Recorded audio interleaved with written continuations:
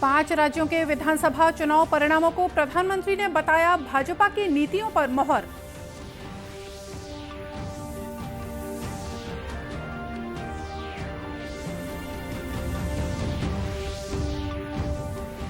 दो दिन के दौरे पर गुजरात पहुंचे प्रधानमंत्री मोदी। अहमदाबाद हवाई अड्डे से गांधीनगर तक रोड शो से किया जनता का अभिवादन।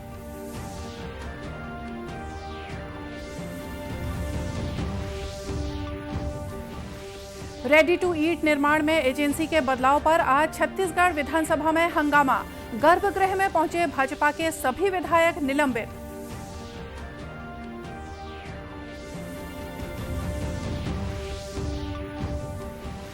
और विश्व स्वास्थ्य संगठन ने कहा अभी खत्म नहीं हुआ है कोरोना, अभी सावधानी और टीकाकरण जरूरी।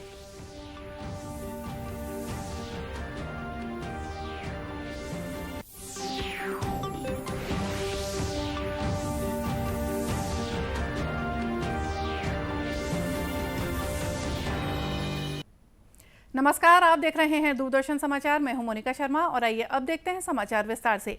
प्रधानमंत्री नरेंद्र मोदी ने कहा है कि 5 राज्यों के विधानसभा चुनाव परिणामों ने भारतीय जनता पार्टी की गरीब हितैषी नीतियों और कुशल प्रशासन पर मोहर लगा दी है।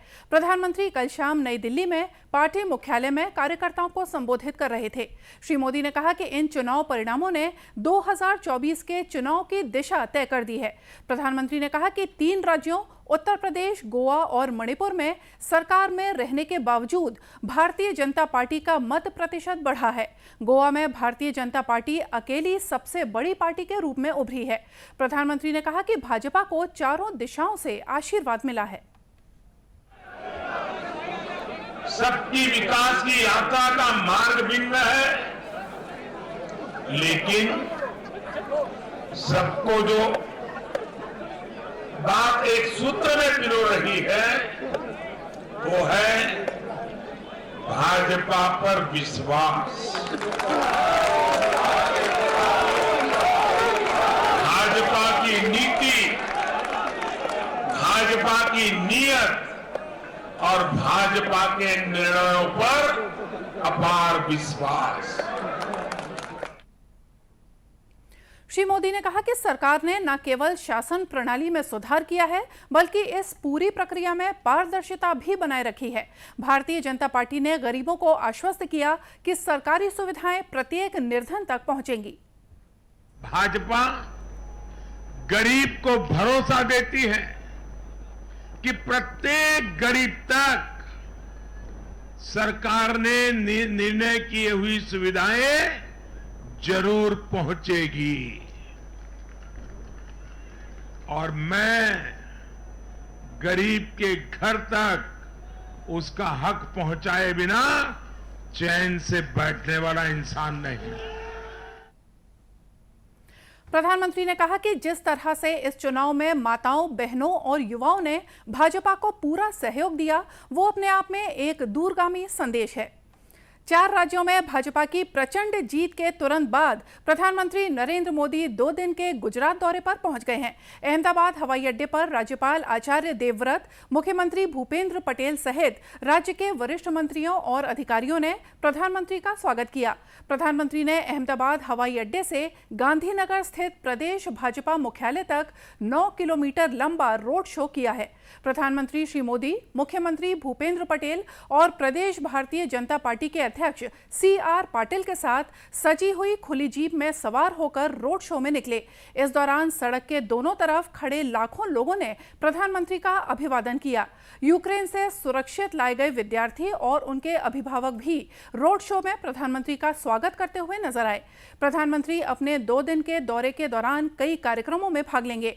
आज शाम 4 बजे के आसपास वे गुजरात पंचायत महासम्मेलन में हिस्सा लेंगे।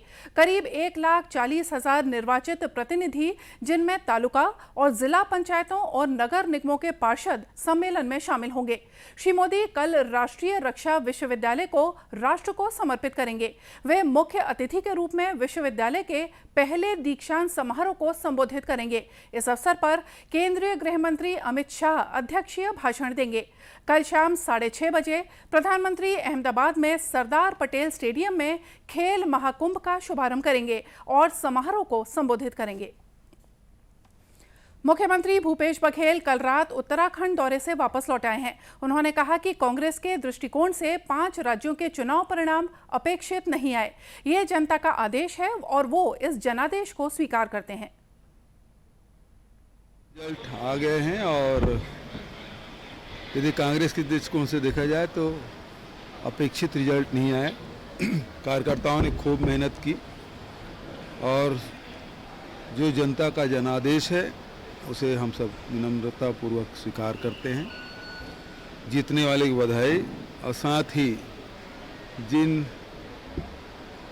मुद्दों को लेकर जो वादे जनता से किए उनको पूरा करे, यही उन सबसे अपेक्षा थी। मुख्यमंत्री 9 मार्च की शाम देहरादून के लिए रवाना हुए थे। छत्तीसगढ़ में संचालित रेडी टू ईट निर्माण में एजेंसी के बदलाव पर आज छत्तीसगढ़ विधानसभा में हंगामा हो गया।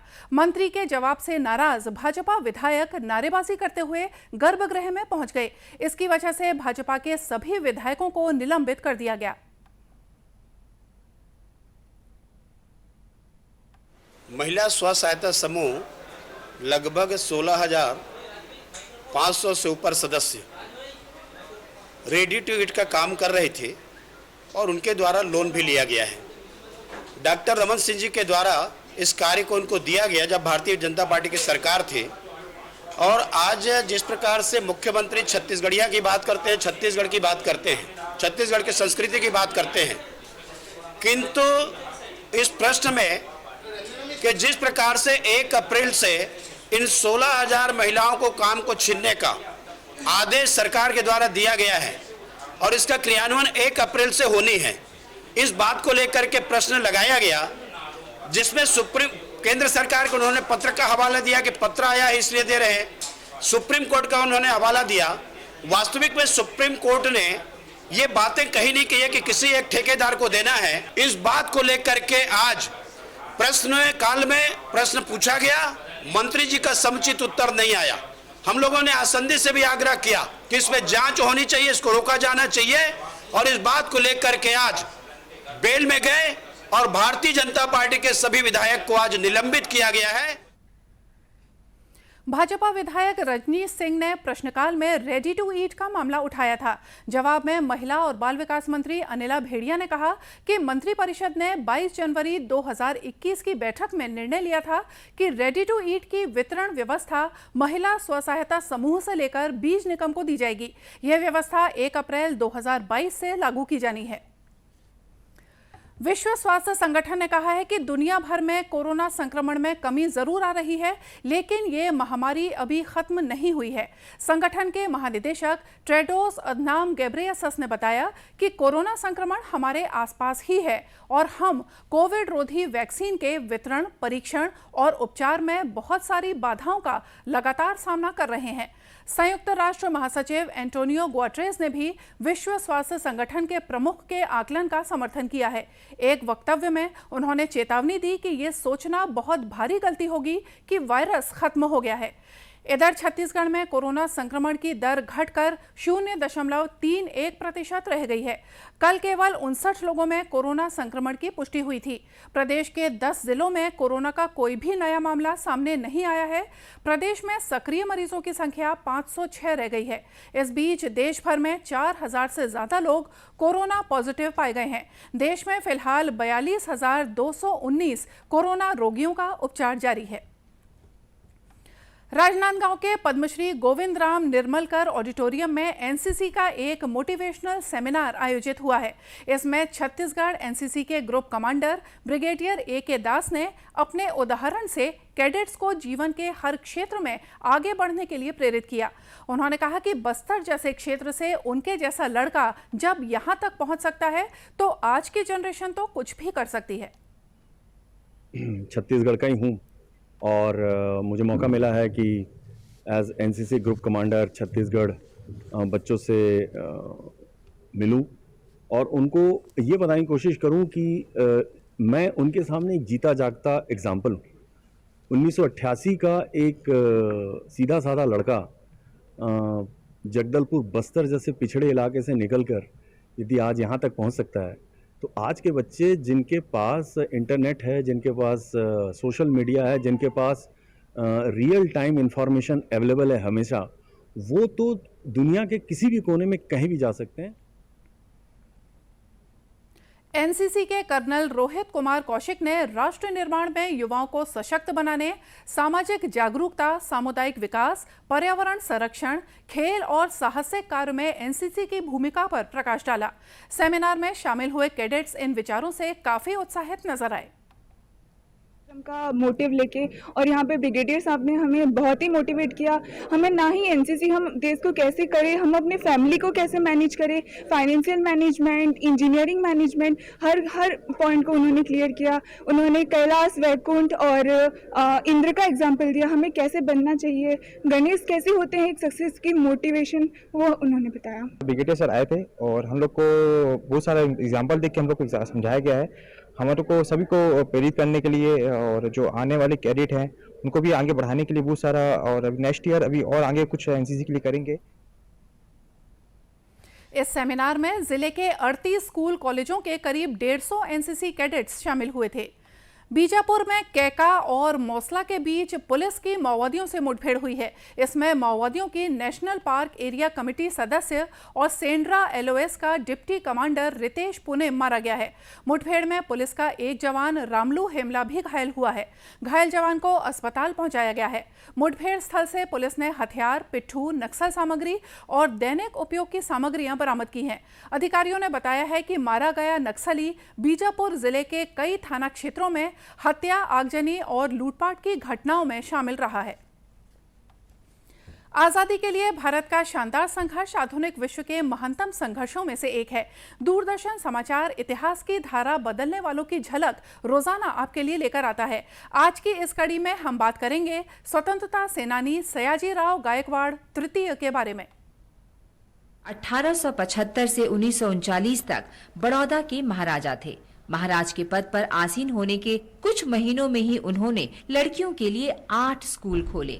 1881 में महिला शिक्षकों के लिए एक प्रशिक्षण महाविद्यालय भी शुरू किया। उनके शासनकाल में बाल विवाह की कुप्रथा का अंत किया गया और विधवा पुनर्विवाह को विधि सम्मत ठहराया गया। 1893 में उन्हीं के शासन में निःशुल्क और अनिवार्य प्राथमिक शिक्षा की शुरुआत हुई। महाराज सयाजीराव के संरक्षण में उस समय की सर्वश्रेष्ठ प्रतिभाओं को आगे आने का अवसर मिला। इसका बड़ा उदाहरण चित्रकार राजा रवि वर्मा थे, जिनके चित्रों की पहली प्रदर्शनी बड़ौदा पैलेस में लगी थी। सयाजीराव ने विदेश में डॉक्टर BR आम्बेडकर की कॉलेज शिक्षा में भी पूरा सहयोग दिया। उन्होंने महान समाज सुधारक ज्योतिराव फुले को भी वित्तीय सहायता भेजी। सयाजीराव ने रेलवे नेटवर्क के विस्तार, जल प्रणाली संबंधित निर्माण कार्य और व्यावसायिक बैंकों को मजबूत बनाए जाने पर भी जोर दिया। राव ने बाल गंगाधर तिलक का समर्थन किया, साथ ही महात्मा गांधी और इंडियन नेशनल कांग्रेस को भी समर्थन दिया। ब्रिटिश शासन के प्रति राजभक्ति दिखाने की उनकी अनिच्छा से रुष्ट होते हुए भी अंग्रेज उनके कार्यों से भयभीत रहते थे। वास्तव में 1911 में एक रोचक घटना भी हुई, जब ब्रिटिश सम्राट जॉर्ज पंचम दिल्ली आए। ब्रिटिश शासकों ने जानबूझकर सम्राट की ओर पीठ करके बैठने के लिए सयाजीराव की आलोचना की। 63 वर्षों के सशक्त और समर्थ शासन के बाद सयाजीराव का निधन 6 फरवरी 1939 को हुआ। इस महान विभूति को हमारा नमन।